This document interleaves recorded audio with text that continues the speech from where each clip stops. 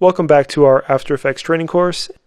By the end of this course, you'll understand the basics of After Effects. You'll be able to start from scratch, create something, animate it, and export it. Okay, in this one we will be working with masks.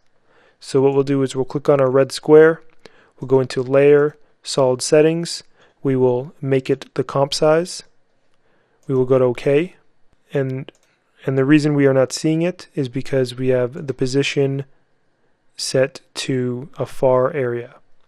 So what we can do is turn off the keyframes, we can click reset, and then now it's back to its original position without any keyframes. Okay, the next thing we're going to do is with our red square layer selected, we will go up to our pen tool and we will click until we've almost completed it, and then by clicking on the very first one we made, we will complete our shape or our mask layer. We can go now back to our original selection tool, and by clicking on any one of these little squares here, we can change the shape of it easily.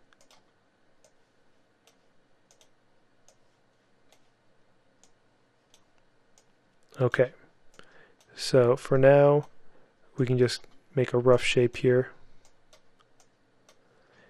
Okay, so let's go red square, we'll open it up, we'll go into our masks now because we now have a mask that is only showing this much of our entire red layer that we created.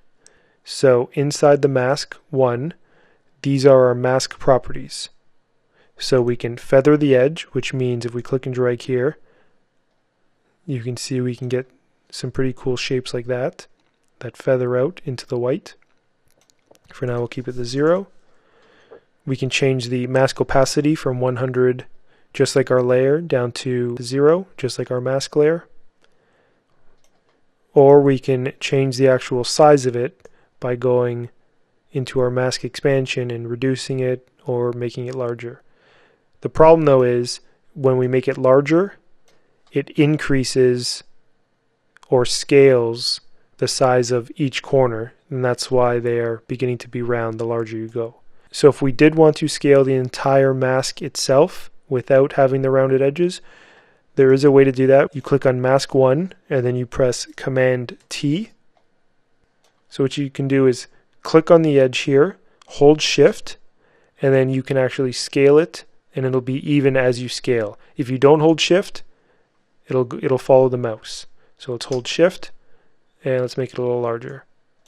Okay, so that's done. We'll unselect everything by going down here and then go back into our mask, and now we're back to where we started, only the shape's a little larger.